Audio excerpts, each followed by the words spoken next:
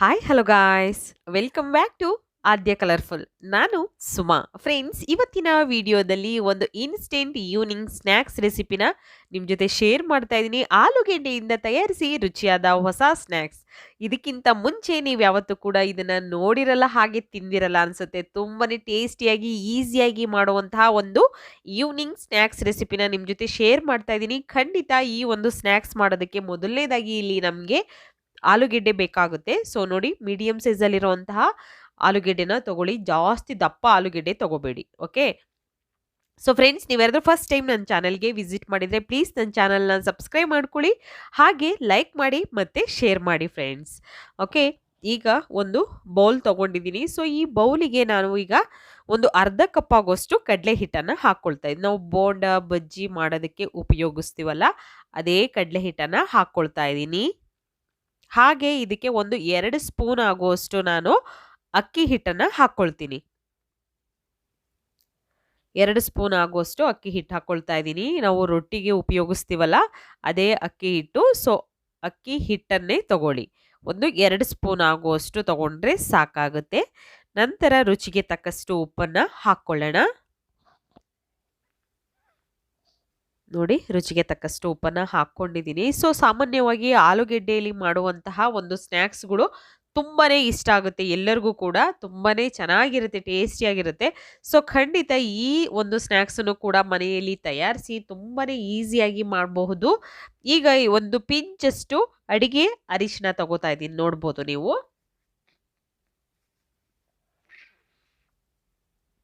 ಒಂದು ಪಿಂಚಷ್ಟೇ ಹಾಕಿರೋದು. ನಂತರ ಇದಕ್ಕೆ ಹಸಿರು ಮೆಣಸಿನ್ಕಾಯಿನ ಸಣ್ಣದಾಗಿ ಕಟ್ ಮಾಡಿ ಹಾಕ್ಕೊಳ್ತಾ ಇದ್ದೀನಿ. ತುಂಬಾನೇ ಈಸಿಯಾಗಿ ನೀವು ಈ ಒಂದು ಸ್ನ್ಯಾಕ್ಸ್ ತಯಾರಿಸ್ಬೋದು. ನಂತರ ಈಗ ನಾನಿಲ್ಲಿ ಈರುಳ್ಳಿ ತಗೊಳ್ತಾ ಇದ್ದೀನಿ. ಒಂದು ಮೀಡಿಯಂ ಸೈಜಲ್ಲಿರುವಂತಹ ಈರುಳ್ಳಿ ಸಣ್ಣದಾಗಿ ಕಟ್ ಮಾಡಿ ಹಾಕ್ಕೊಂಡಿದ್ದೀನಿ, ನೋಡ್ಬೋದು. ಸೊ ಇಷ್ಟನ್ನು ಹಾಕಿ ಒಂದ್ಸಲ ಚೆನ್ನಾಗಿ ಇದನ್ನ ಮಿಕ್ಸ್ ಮಾಡ್ಕೊಳ್ಳೋಣ. ಸ್ವಲ್ಪ ಕೊತ್ತಂಬರಿ ಸೊಪ್ಪನ್ನ ಹಾಕ್ಕೊಳ್ಳೋಣ, ಜಾಸ್ತಿ ಬೇಡ, ಸ್ವಲ್ಪ ಹಾಕ್ಕೊಂಡಿದ್ದೀನಿ.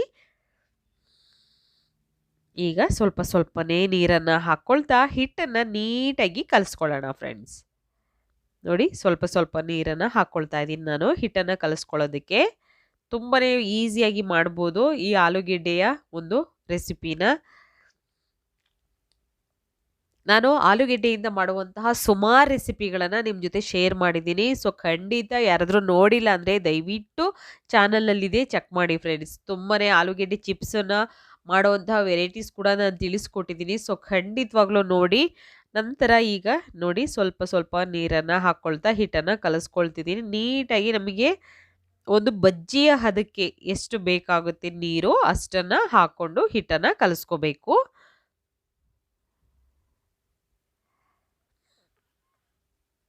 ನೋಡಿ, ಈಗ ಸ್ವಲ್ಪ ಗಟ್ಟಿದೆ. ಇನ್ನೊಂದು ಸ್ವಲ್ಪ ನೀರನ್ನು ಹಾಕ್ಕೊಂಡು ಹಿಟ್ಟನ್ನು ಕಲಿಸ್ಕೊಳ್ತೀನಿ. ಸೊ ಇದನ್ನು ಕಲಸಿ ಒಂದು ಸೈಡ್ ನಾವು ತೆಗೆದಿಟ್ಕೊಂಡ್ಬಿಡೋಣ. ಈಗ ಕರೆಕ್ಟಾಗಿದೆ, ಸಾಕು. ಇಷ್ಟಿದ್ರೆ ಜಾಸ್ತಿ ತೆಳ್ಳಗೆ ಬೇಡ. ಈಗ ಒಂದು ಸೈಡ್ ಇಟ್ಬಿಡೋಣ ಇದನ್ನು. ಇಲ್ಲಿ ಮೀಡಿಯಮ್ ಆಗಿ ಎಣ್ಣೆ ಕಾಯಕ್ಕೆ ಇಟ್ಟಿದ್ದೆ ಆಲ್ರೆಡಿ.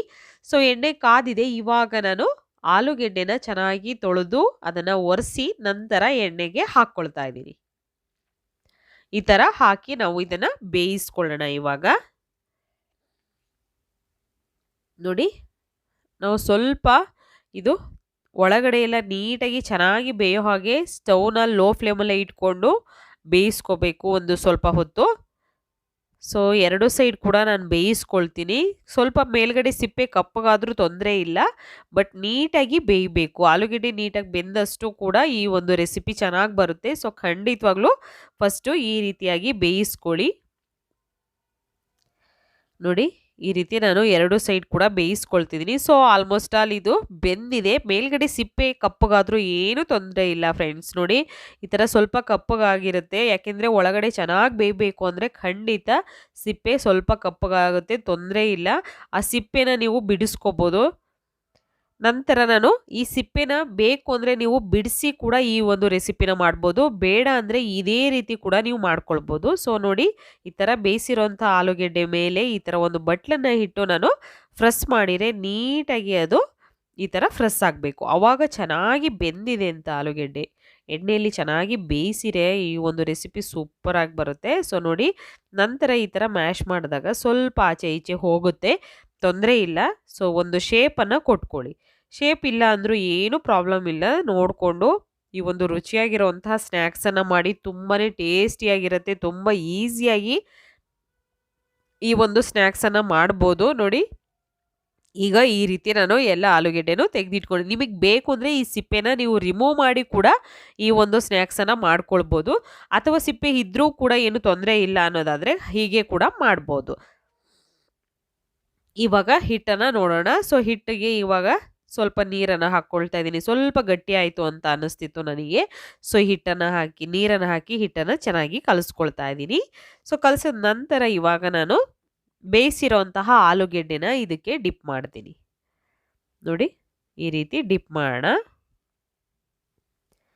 ತುಂಬ ಚೆನ್ನಾಗಿರುತ್ತೆ. ಇದ್ರ ಟೇಸ್ಟ್ ಅಂತೂ ಸೂಪರ್ ಆಗಿರುತ್ತೆ ಫ್ರೆಂಡ್ಸ್. ಖಂಡಿತ ನೀವು ಮನೆಯಲ್ಲಿ ಸುಮಾರು ಸಲ ಆಲೂಗೆಡ್ಡೆ ಬೋಂಡ ಬಜ್ಜಿ ಎಲ್ಲ ಮಾಡಿರ್ತೀರ.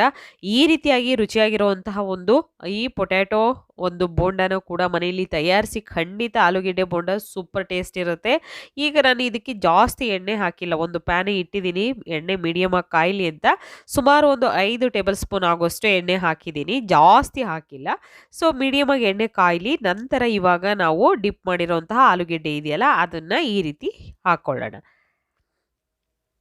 ನೋಡಿ, ಜಾಸ್ತಿ ಎಣ್ಣೆ ಹಾಕ್ತಲೇ ಶಲೋ ಫ್ರೈ ಮಾಡ್ಕೊಳ್ತಾ ಇದ್ದೀನಿ. ಸೊ ಖಂಡಿತ ನೀವು ಕೂಡ ಮನೆಯಲ್ಲಿ ಈ ರೀತಿಯಾಗಿ ರುಚಿಯಾಗಿರುವಂತಹ ಒಂದು ಆಲೂಗೆಡ್ಡೆಯಿಂದ ಮಾಡುವ ರುಚಿಯಾದ ಒಂದು ಹೊಸ ಸ್ನ್ಯಾಕ್ಸನ್ನು ಖಂಡಿತ ತಯಾರಿಸಿ ತಿನ್ನಿ. ಹೇಗೆ ಬಂತು ಅಂತ ತಪ್ಪದೆ ಕಾಮೆಂಟ್ ಸೆಕ್ಷನಲ್ಲಿ ತಿಳಿಸಿ.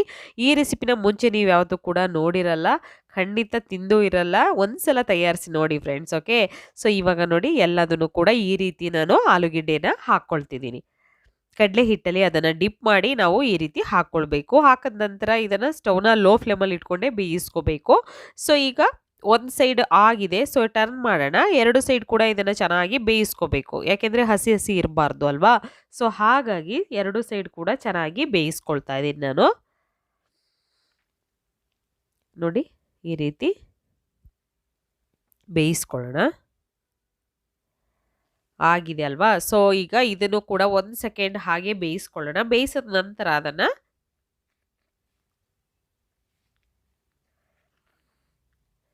ಒಂದು ಟಿಶ್ಯೂ ಪೇಪರ್ ಮೇಲೆ ತೆಗೆಯೋಣ. ಆಲ್ಮೋಸ್ಟ್ ಆಲ್ ಇವಾಗ ಆಗಿದೆ, ನೋಡ್ಬೋದು ಕಲರ್ ಎಲ್ಲ ಚೇಂಜ್ ಆಗ್ತಾ ಬರ್ತಾ ಇದೆ. ಸೊ ತುಂಬ ಚೆನ್ನಾಗಿ ಆಗಿದೆ. ಇದನ್ನು ಒಂದು ಟಿಶ್ಯೂ ಪೇಪರ್ ಮೇಲೆ ತೆಗೆದಿಟ್ಕೊಳ್ತೀನಿ. ಸೊ ತುಂಬಾ ಈಸಿಯಾಗಿ ಮಾಡುವಂಥ ಒಂದು ಪೊಟ್ಯಾಟೊ ಬೋಂಡ ರೆಸಿಪೀಸ್ನ ನೀವು ಕೂಡ ಮನೆಯಲ್ಲಿ ಈ ಆಲೂಗೆಡ್ಡೆಯಿಂದ ಮಾಡುವಂತಹ ರುಚಿಯಾದ ಒಂದು ಸ್ನ್ಯಾಕ್ಸನ್ನು ತಯಾರಿಸಿ ತಿನ್ನಿ. ಹೇಗೆ ಬಂತು ಅಂತ ತಿಳಿಸಿ. ಇವತ್ತಿನ ವಿಡಿಯೋ ಇಷ್ಟ ಆಗಿದ್ರೆ ಪ್ಲೀಸ್ ಚಾನಲ್ನ ಸಬ್ಸ್ಕ್ರೈಬ್ ಮಾಡ್ಕೊಳ್ಳಿ, ಹಾಗೆ ಲೈಕ್ ಮಾಡಿ ಮತ್ತು ಶೇರ್ ಮಾಡಿ ಫ್ರೆಂಡ್ಸ್. ಓಕೆ, ಇವತ್ತಿನ ವಿಡಿಯೋನ ಇಲ್ಲಿ ಮುಗಿಸ್ತಾ ಇದ್ದೀನಿ. ಬಾಯ್, ಸಿ ಯು, ಟೇಕ್ ಕೇರ್.